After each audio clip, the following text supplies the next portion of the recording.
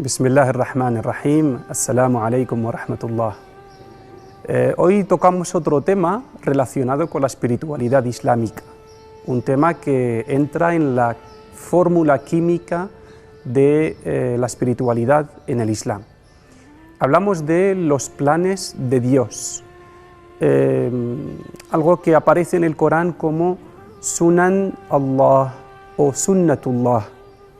Dice, por ejemplo, el Corán, y no podrás cambiar Sunan Allah, que viene a decir no podrás cambiar los planes de Dios, las leyes universales de Dios, las señales de Dios. Y esto tiene una raíz, que es que Allah es el sabio, el infinitamente sabio. Y todo lo que hace refleja su sabiduría, su creación, sus mandamientos, sus planes, todo refleja la sabiduría infinita de Dios. Interactuar con los planes de Dios, las señales de Dios, la creación de Dios, los mandamientos de Dios, es la fuente principal para alimentarnos espiritualmente. Esta interacción en el Islam se llama at-tafakkur, consiste en reflexionar sobre la sabiduría de Dios, que está en todo. Es una práctica espiritual, es un ejercicio espiritual que aumenta la espiritualidad y reafirma la fe. Es un ejercicio de meditación en la creación, en los decretos, los mandamientos de Dios, con el propósito y la finalidad última de descubrir la finalidad que hay detrás. Y sobre todo, después de eso, el objetivo es acercarse más a Dios, amar más a Dios, vincularse más con Dios. Cuando uno entiende la sabiduría de Dios en la creación y en lo que le rodea, terminará entendiendo también y aceptando la sabiduría de Dios en los decretos, en los planes de Dios para cada uno de nosotros. Estos planes de Dios son similares a las leyes universales que encontramos en la física, como la ley de la gravedad, o que encontramos en la química, que encontramos en la reacción de los elementos químicos, o encontramos en que a partir de cierta temperatura cambia el estado de un elemento. Son leyes con los que convivimos, que no pretendemos cambiar, con los que intentamos no chocar, hacemos uso de ellos. Pues en la vida social, en la vida humana, en el ámbito social, en el ámbito emocional, en el ámbito, en la historia humana, encontramos también estos planes de Dios, estos decretos, estas leyes que no cambian. Los planes de Dios tienen una serie de características. La primera, la que acabamos de decir, que son permanentes, que no se pueden cambiar. Pretender cambiarlos es perder el tiempo y es una batalla perdida.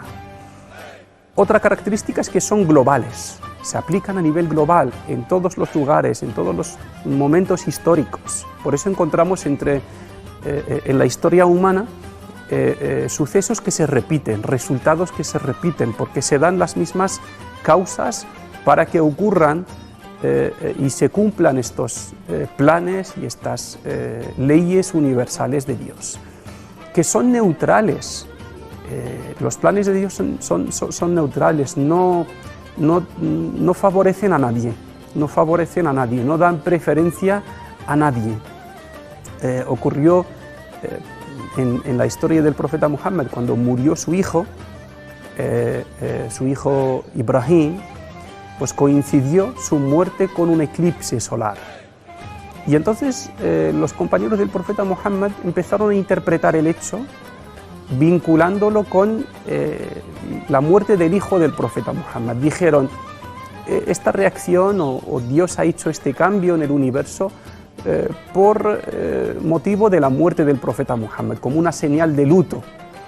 El profeta Muhammad intervino y les dijo: no, el eclipse es una ley de Dios que no favorece a nadie, que no cambia con nadie, ni siquiera conmigo. O sea, no es un trato de...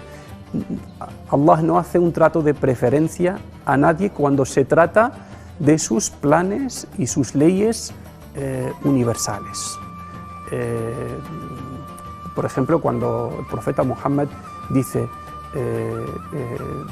si yo cometo tal cosa, Dios me podría castigar. No porque sea el mensajero de Dios, puedo escaparme, puedo esquivar las leyes y las normas de Dios, ¿no? Y luego sobre todo, la característica más importante de los planes de Dios es que son justos, porque reflejan la justicia de Allah. Allah es el infinitamente justo con toda la creación. Entonces, todos sus planes, sus decretos, lo que nos pasa, lo que nos ocurre, si buscamos detrás, si analizamos bien, encontramos que se aplica la justicia divina. A veces no se aplica de forma inmediata, pero tarde o temprano se aplica, y eso es evidente cuando hacemos una lectura de la historia, cuando vemos un poco los hechos desde cierta distancia. Nos damos cuenta de que la justicia, la intervención de Allah llega en el momento adecuado. Conocer los planes de Dios es algo que es necesario, es algo que necesitamos, tanto a nivel personal, a escala pequeña, como a escala global, para entender lo que ocurre a nivel mundial, lo que ocurre a nivel global, lo que ocurre en otros sitios. Es una herramienta que el creyente usa con mucha frecuencia, y el interpretar las cosas, los hechos, desde la buena comprensión de los planes de Dios, desde la confianza en Dios, transmite una tranquilidad y una confianza en que está todo bajo control. Está todo bajo control y hay alguien que está pendiente de todo, que está supervisando todo. Y bueno, aquí la espiritualidad está en todo momento actuando en nosotros. Y tener una buena batería espiritual, tener un buen depósito espiritual es fundamental para no caer a veces en errores, no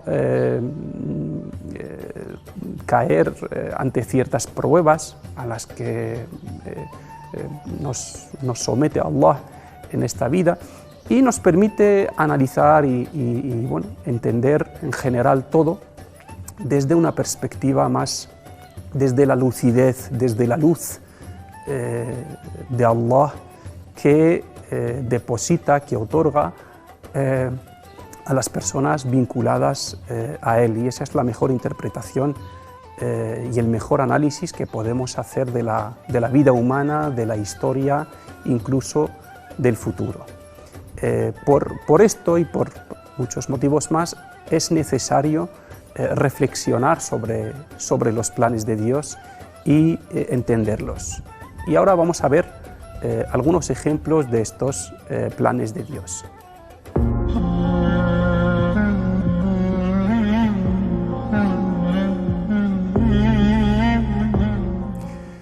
Veamos algunos ejemplos de los planes de Dios que se reflejan en la vida humana y que también vienen indicados, mencionados en el Corán. Por ejemplo, encontramos en el Corán que una ley divina sobre el tema del cambio. Dice: Dios no cambia el estado de una comunidad, de una nación, sin que ellos antes cambien lo que hay en sí mismos. Esta fórmula del cambio nos indica que en la vida humana no debemos esperar milagros, que la intervención de Dios, que la ayuda de Dios viene cuando esté todo hecho por nuestra parte, que el cambio empieza por la persona, por la comunidad, desde el interior, por un pueblo, y Dios está para apoyar ese cambio y facilitar que se vean los frutos, ¿vale? El creyente tiene que entender que tiene que actuar, no solo dedicarse, retirarse en un templo, a adorar a Dios, a vivir su espiritualidad. Tiene que entender que esa espiritualidad es un combustible, es una energía que tiene que gastar en el terreno de la práctica, cambiando, primero cambiando en sí mismo a nivel personal y tratando de cambiar las cosas a mejor. Así es como entiende una persona creyente el cambio. Y esta es la fórmula que siguieron todos los profetas de Dios. Cuando leemos la historia del profeta Muhammad sallallahu alaihi wasallam y vemos el gran esfuerzo que hacía para predicar, para invitar a la gente, para dialogar, enseñar, y luego cuando dedicaba todo su día a un esfuerzo sin parar en todos los campos de la vida, luego se retiraba por la noche a estar con Dios, a rezar, a pedir su ayuda, etcétera, etcétera. Entonces, él entendía que el cambio dependía de estas dos partes, de una dependencia plena de Dios sumada a un esfuerzo máximo en todos los campos de la vida. Otra de las leyes que encontramos en la historia humana y en el Corán, viene como una promesa de Dios, es que el bien y el mal están en una lucha permanente. La justicia y la injusticia están siempre en una batalla, y que el final de esta batalla lo conocemos, es que el bien vencerá al mal, la justicia prevalecerá sobre la injusticia. Tarde lo que tarde esta batalla, dure lo que dure, nosotros como creyentes sabemos que el final de la historia, el equipo, el bando del bien es el que vencerá en esta batalla. Y eso nos da una serie de lecciones. La primera de ellas es sumar nuestras fuerzas siempre al equipo que defiende los valores, que defiende la justicia, que defiende el bien. Posicionarnos siempre al lado del bien, aunque el bien cuente con menos recursos, aunque el bien vaya perdiendo en esta batalla. Pero sumarnos siempre a ese equipo porque es el equipo ganador, es el equipo fuerte. Es fuerte por los valores que defiende, por los valores que lleva, como la honestidad o la justicia, son valores que dan la fuerza a la persona que las predica y las lleva. Y segundo, es el bando fuerte porque cuenta con el apoyo de Allah. Y evidentemente el que lucha con Dios está condenado a fracasar. Esa intervención de Dios, ese equilibrio o ese desequilibrio en la balanza se rectifica cuando Dios quiere, pero bueno, independientemente del momento en el que estemos y de la situación de esa balanza, el Corán nos dice que siempre debemos estar al lado del bien, aunque estemos solos, y aunque al otro lado esté todo el mundo, ¿vale?